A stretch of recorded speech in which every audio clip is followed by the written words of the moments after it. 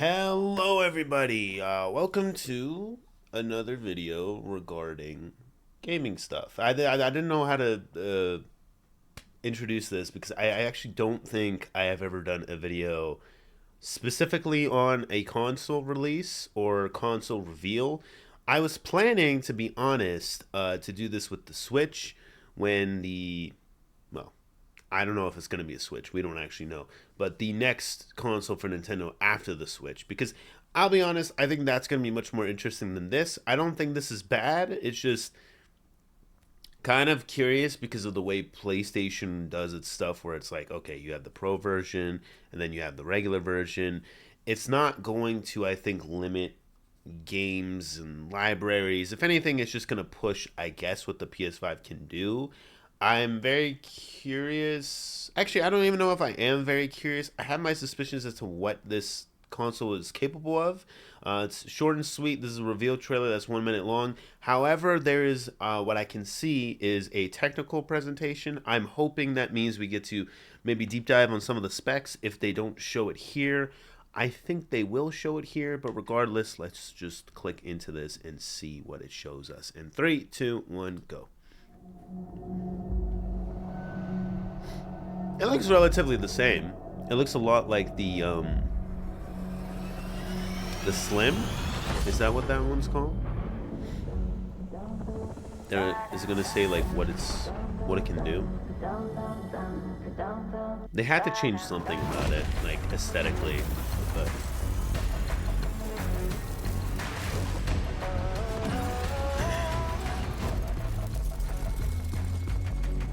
super resolution. Okay. It's like high frame rates. You can go to 120. Uh-huh. Ray tracing. Okay. Ray tracing in 120. Is that okay? Is that it? Is that it? Okay. Okay. I mean, at some point, it's just a PC, isn't it? Like, but okay, let's see what the technical presentation shows us. When asked to decide on a mode, players are choosing performance about 3/4 of the time. Removing that decision, or at least narrowing that divide, is one of the key targets for PlayStation 5 Pro. We want to give players the It's graphics one that of, the or game is it the creators aspire only? to, at the high frame That's what I'm rates worried that about. players typically prefer. So I'm also worried To about do how that, much this thing PS5 costs Pro for that. substantially improves over PlayStation 5 in 3 ways. Here's what we call the big 3. Advanced First, ray we made the tracing. GPU Excuse me, much the larger GPU is and really increased doing the speed great. of the memory it uses. The result is rendering that's up to 45% faster.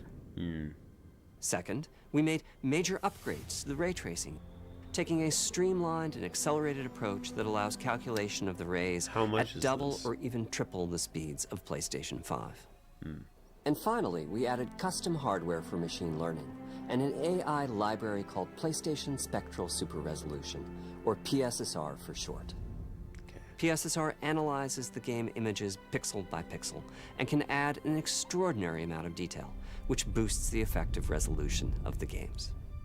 Game creators are adding PS5 Pro support to new and existing titles, and with the big 3 involved, the results can be pretty amazing, with graphics showing something like fidelity levels of detail, but at double the frame rate. Here's The Last of Us Part 2 running on PS5 Pro. No shot. I'm ever It has playing this huge game, amounts of but detail okay. and targets a super smooth 60 frames per second. Cool. Let's compare this to the fidelity mode on PS5, which is only running at 30 frames per Yeah, second. it looks and better. is therefore But much yeah, it looks choppier. much better. Yeah, great. Great. This goal of delivering almost fidelity-like graphics at performance frame rates has been achieved for a broad set of titles, Look at the including glisten. Marvel's Look at the Spider-Man glisten 2 on the symbiote. Nice. and Ratchet & Clank Rift Apart. We can see that PS5 Pro is close to doubling the power of PlayStation 5. Sure. Another way to compare the two consoles is to look at PS5 Pro versus Performance mode on PS5, both of which target 60 frames per second. What we see here is a difference in detail. PS5 Pro is much sharper and crisper than PS5. For this, Sure. my favorite is Really the gotta parade see the scene from fencing. Ratchet and Clank. You gotta see the Distant fencing in that details window. are much clearer. And here we can see Marvel's Spider-Man 2 is noticeably higher resolution throughout the scene, including the trees and procedural cars. Really gotta zoom in for that, but yeah. So overall, some remarkable improvement to the games. On PS5 Pro, we can see increased sharpness to the graphics or smoother and more responsive gameplay. This is the big three showing their value. As you've been seeing, machine learning via the PSSR library is being used quite broadly to add pixel detail and boost frame rate. But there are as many approaches. I mean, as there this are is like game the best they engines. could have The done, increase in right? raw GPU power is being Given especially like effective what for they have as a base Horizon console. Forbidden West. And Apart from the detail boost, that extra graphics power is allowing for it's improvements to always gonna be lighting and visual graphics based, effects, really. So yeah, I mean the frame rate's important though. That 120 is as well as to the hair main and the thing that's skin gonna sell in this thing. cinematics.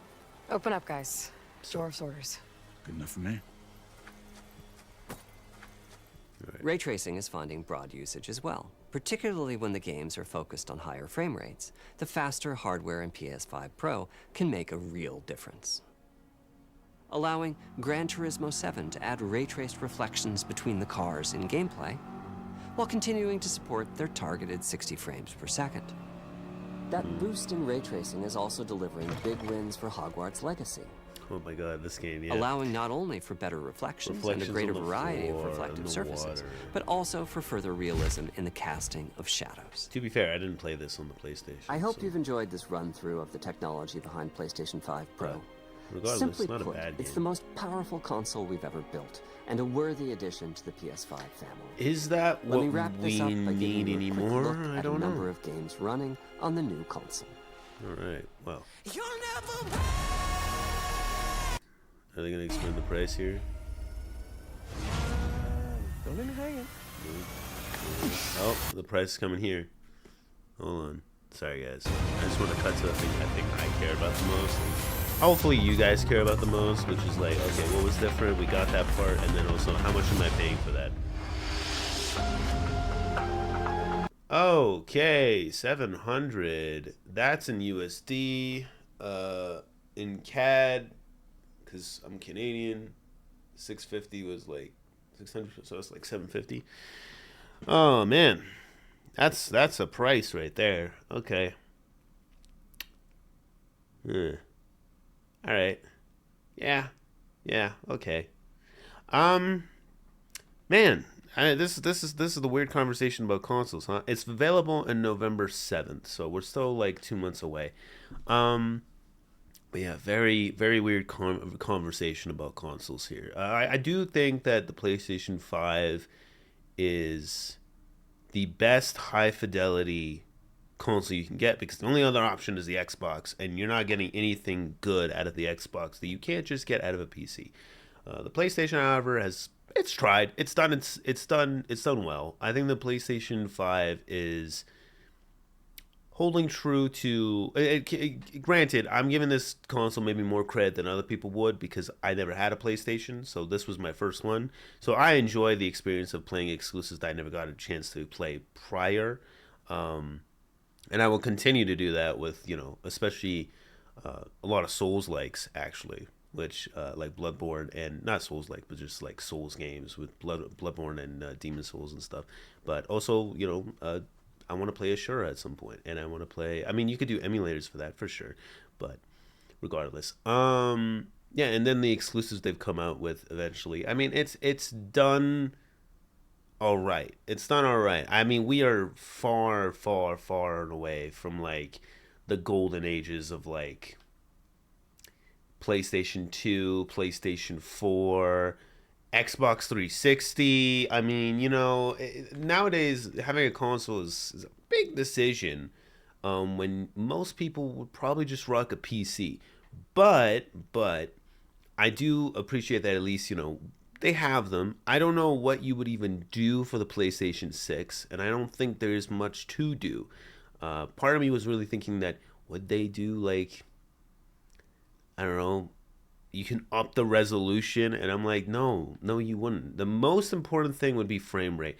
I mean, at this point, having 4K with a possible 8K output is the best resolution you need, period. I mean, the weird thing is when you zoom in on things, it's just lucrative at that point. Like, oh, if you zoom in on this part of the screen from this distance instead of just walking your character there, you can see things better. I'm like, sure, sure you can. I guess you definitely can, but does that make the experience better? Not really, because the experience itself is what I see just innately, right? If I'm focusing on things and I'm trying to, it's nitpicking. It's nitpicking, really. And I don't think people's brains inherently nitpick just that much. Like they do inherently nitpick, but like on what they can see, even to the max, like the peripheral, unless they are actively, proactively zooming into and trying to look for things. Which at that point, you might as well be watching a movie instead of playing a video game. But yeah, this is why I think we can all agree that in terms of consoles, the thing we're most hyped for, that's just coming out, is what Nintendo comes out with. The Switch is a very interesting console. The biggest hindrance with the Switch by far is what this console's biggest strength is. And I actually like Sony with the PlayStation and Nintendo with the Switch. I think they are two different sides of the same coin here when it comes to consoles. I think for the PS6, they should consider what Nintendo's doing, and Nintendo, hopefully with whatever they're coming out, should consider the fidelity of what Sony is doing. Because if I had to pick a side, I would say Nintendo's doing a better job with giving a gaming experience. However, that's not to say PlayStation isn't doing that as well. Their controller has the best haptics. You just don't get to feel any of that because most of those games that they have don't really push it. Again, Astrobot or Spider-Man, maybe sometimes in Ragnarok, maybe. Apart from just hitting it and like hitting the triggers when you're trying to throw the axe, like swing the axe, there's not really anything else that happens in Ragnarok. I'll be real. But you know, Spider-Man's okay, I think, if I remember. I played both. It's been a bit, so I'm trying to remember how they felt. But I will play Demon Souls. I'm hoping Demon Souls has a few of those moments. Maybe that would be interesting.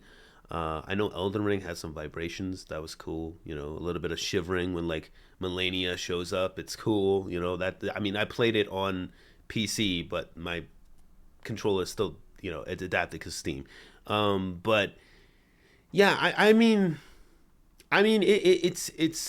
it's a, you know, they're choosing different directions. But now I think we're at the point where if we're talking the next generation, like going into this, because I think Nintendo is hopefully going to really try and push it. At the very least, you know, you're getting a console that can do 4K 120. At the very least, 4K 120. I mean, please.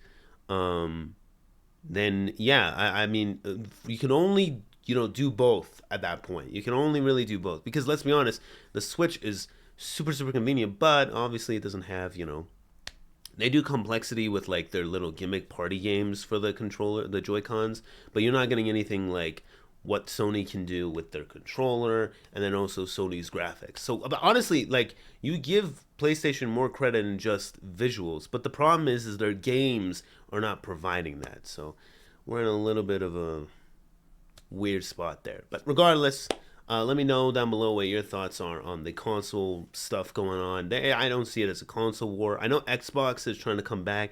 Xbox is doing pretty well with the games it has. In terms of console, I don't know, man. Xbox has just been always a weird one with the whole Microsoft thing. And, you know, you have Windows, PC, like, I don't know.